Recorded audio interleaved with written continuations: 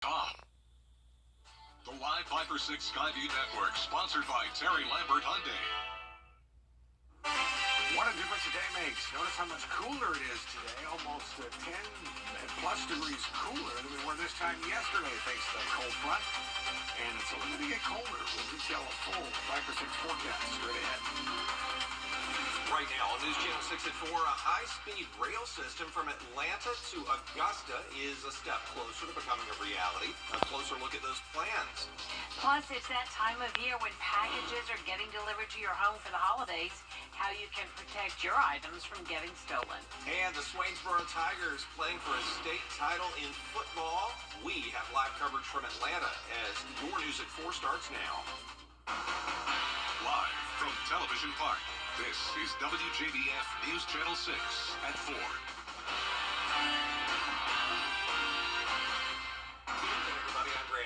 And I'm Jenny Montgomery. Thanks so much for joining us. Coverage you can count on begins with Augusta moving forward. A portion of the bipartisan infrastructure bill would bring high-speed rail to the Garden City.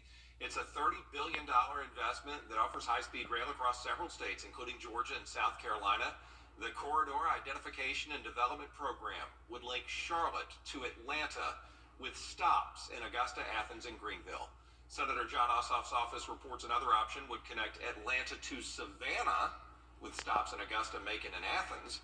Both options would issue a $500,000 grant to the respective departments of transportation to do feasibility studies. Those studies would show which routes make sense. And U.S. Senator John Ossoff did vote for that infrastructure bill. He gave us this statement. He says, this is a long-term project that will require cooperation and strong execution at all levels of government. But the senator says it has the potential to unlock huge gains in mobility and quality of life for Georgians. Georgia lawmakers will soon be returning to Atlanta for the 2024 legislative session. One bill up for discussion is from the lieutenant governor, who wants to pay teachers $10,000 more to arm them in the classroom. The Georgia Association of Educators says that they will introduce new legislation to find other ways to compensate teachers because they say giving them guns for money is not the solution. The president of the organization says it can be dangerous not only for teachers but students. It is, at best, a stopgap measure. It's a Band-Aid to try to address the issue of gun violence in our communities, which then enters our schools, because our schools are a part of our communities. Arming teachers is not the way that we are going to solve this problem, and it's not going to address the issue that is leading to violence in our schools. The group says paying teachers more, reducing class sizes, and adding more mental health counselors is a more viable approach. There is reward money now being offered to help find a missing mother out of Aiken County. We've been telling you about Jamila Smith. Last heard from Saturday, December 2nd, about 7 o'clock at night. Aiken County authorities say Smith made a 911 call that night saying her ex-boyfriend had showed up at her Jackson, South Carolina home, and she ran down the street to get away from him. This after a documented history of domestic violence reported to police. Her ex, 34-year-old Daniel Harmon, was arrested in North Augusta and charged with kidnapping and domestic violence. Really very caring, loving, funny. I don't know what they're trying to paint about her, his family, that she's some drug addict. I know everybody's seen this video of them at the fair, but he had got into it, and she was just trying to diffuse the situation. A private investigator can be contacted at 855-218-7772. You see the number there, or you can just call law enforcement where you live. The city of Augusta will be opening 3 warming centers ahead of this week's cold weather. City leaders say the overnight shelters will be at the Augusta Rescue Mission, Garden City Rescue Mission, and the Salvation Army Center of Hope. They'll open beginning tonight until further notice. Augusta Transit will offer free transportation to the shelters. There will also be a number of daytime warming shelters. For more information on those, go to our website, WJBF.com.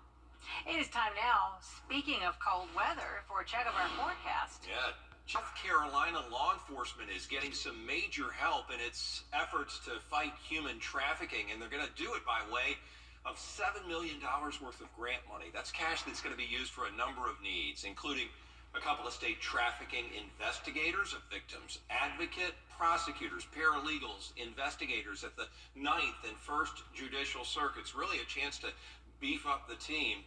They'll also get a canine unit that can sniff out small devices that are used for internet crimes. It's Canine Ripple. She's right down here in the front, well behaved with her handler, Detective Heitkamp. And just to give you an idea, that dog just came on board with us last week. It was donated by Defenders for Children. And what that dog does is actually seeks out the odor of memory cards. This dog aided a local agency in Berkeley County yesterday with a search warrant for evidence for internet against crime with infant children. All of these new law enforcement positions should be filled by February. Porch pirates are out this time of year looking to steal packages off of front porches. Hannah Latier spoke to local law enforcement about how to keep your deliveries safe. Law enforcement leaders I spoke to say there's an increase in package thefts during the holiday season, but technology has been making it easier to catch these bandits. It's no secret that online shopping is convenient, but there are some risks that come with it. Doorbell and surveillance cameras can be used to deter thieves and can help law enforcement identify who is committing these crimes. A spokesperson for USPS says you should pick up your packages as soon as possible or use signature confirmation. You can also report stolen mail on its website. But police officers tell me the first thing you should do is contact them. Due to this package thefts, we make an effort to patrol the neighborhoods in general. This is one reason why. In the event that they do have a package stolen, they need to call public safety and have us come out and investigate it, and we can see what we can do to locate that suspect. Officers also want to remind you to stay vigilant this holiday season, whether you're at home or on the roads. In North Augusta, Hannah Latier, WJBF News Channel 6.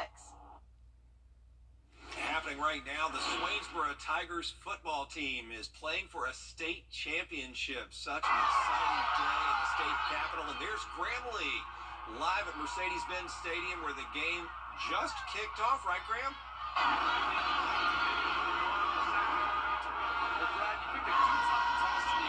Just kicked off, and the Swainsboro Tigers have the ball, driving down the field, trying to get to the front first. This is a really important game for them, and they're back exactly where they want to be. You see, they played the state championship a year ago against the same opponent, Prince Avenue Christian. But Prince Avenue Christian won last year to end what would have been a perfect season. So now they're right back where they want to be, and this is a really exciting game. A lot of fans in here looking forward to this, and so are we. We're going to continue to give you updates on this game throughout the evening and as the nights go on. But for now, live in Atlanta, Graham Lee, WJBF, News Channel 6. Back to you guys. All right, Graham, thank you so much for that report. Another local team fighting for a state championship is the Greenbrier girls flag football team. This will be the first time an Augusta area team is competing for the title since the Georgia High School Association adopted the sport. Greenbrier is 18-1 and will square off against Lithia Springs at Mercedes-Benz Stadium at 11 o'clock tomorrow morning. News Channel 6 will be at tomorrow's game and we'll bring you the latest right here at 4 o'clock. A luncheon for state lawmakers and Richmond County's Board of Education highlighting the Reaching Potential Through Manufacturing program today. That RPM program is a partnership between the school system and Textron that provides on-the-job training in the manufacturing industry. A program that's designed to help students get ready for the workforce when they get out of high school. This week on Jenny, a former local news anchor has written a book that will speak to many of you who may be grieving the loss of a loved one this Christmas. Monique Williams' book, Morning Joy, Life Lessons from Our Late Mothers, is a collection of stories that she believes will help usher in healing to other women who have lost their moms. Her mother died 8 years ago, and she understands that everyone has to grieve in their own way. She recalls asking her mother many questions before she slipped away. The granules of time were just slipping by, and I was asking her this and that, and she says, "You sure are asking me a lot of questions." And I said, "Yeah, I guess I am, Mom." And she said in her southern dialect, "You must be gonna write a book." And around this same time, I started seeing so many of my friends, they were losing their moms. It seemed like every day on social media I was seeing another post about somebody's mom passing, and it's like I heard so clearly, I believe, from God. And he said, "You're a storyteller. Tell other women's stories." We'll hear more about the women who contributed stories to Monique's anthology, Morning Joy. And switching gears to holiday festivities, meet the hot glue gun queen who does all kinds of imaginative designs on ugly Christmas sweaters. And Michael Siebert with some beautiful creations for your Christmas entertaining. That's all tomorrow at 12:30 on Jenny. Coming up right here, a new scam warning tonight, just as the holiday season is getting underway.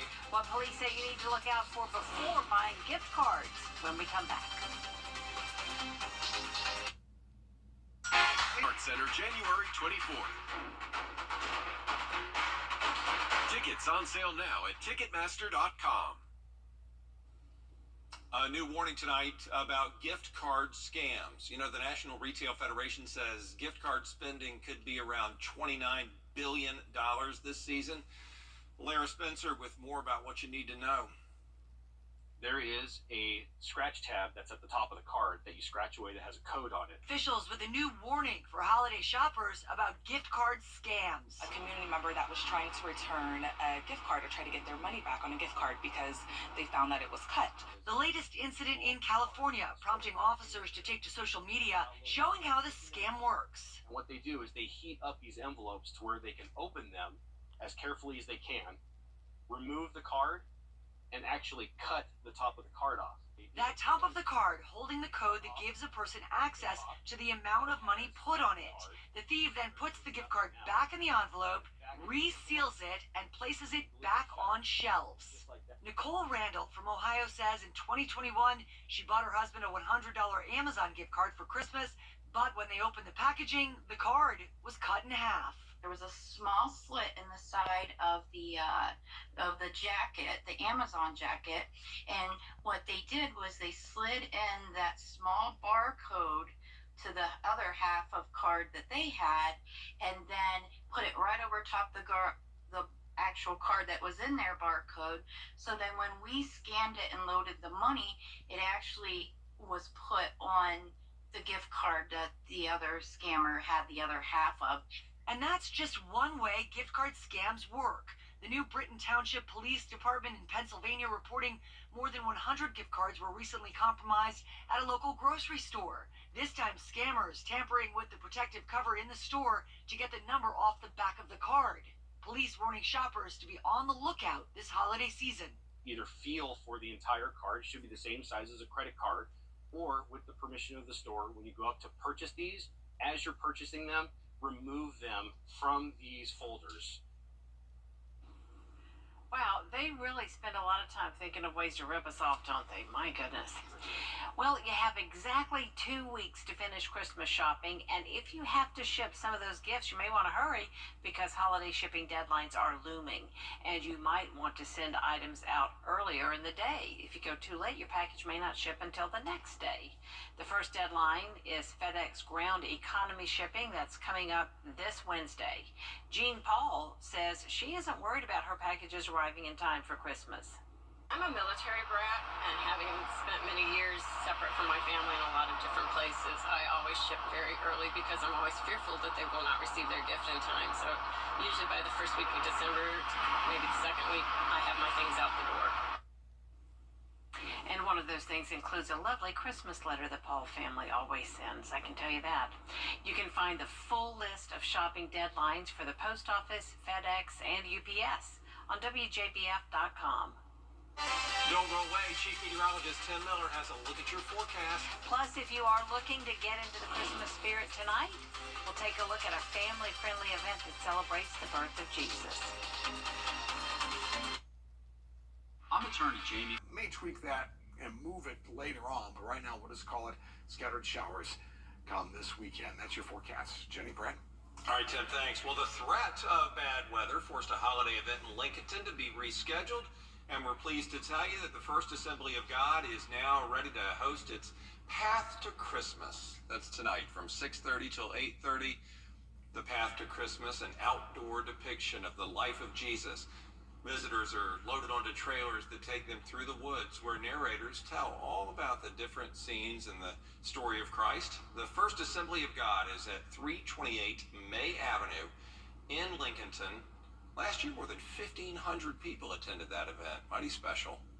Coming up, a new handbag is hitting the market just in time for Christmas. An interesting one. May also be able to give you some heartburn relief while you tote your stuff around.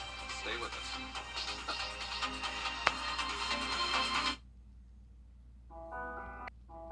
As 2023 comes to an end, Safe Homes of Augusta would like for you to consider us for your donation this year. Domestic violence is known to increase during the holidays. Your donation to Safe Homes of Augusta could help domestic violence survivors get back on their feet this season and all throughout next year. Visit our website to learn about the different ways to donate and support our efforts. Please join us in our commitment to help end domestic violence, the hidden crime in our area. Over the last season long on MeTV. It's the handbag collaboration we didn't see coming. Tums has a new purse in partnership with Nick Bentel Studio. The bag is big enough to hold an iPhone, some chapstick, and your keys. The limited edition bag was released this week and is already sold out on the designer's website. Wow. But don't worry, if it's something that strikes your fancy, you can still order one from the Tums store on Amazon. It'll set you back $200. You can even get it in time for Christmas. It's beautiful. Who wouldn't want that? Well, that is it for us for this half hour. A lot more news coming your way on News Channel 6 at 4:30. Including the Biden administration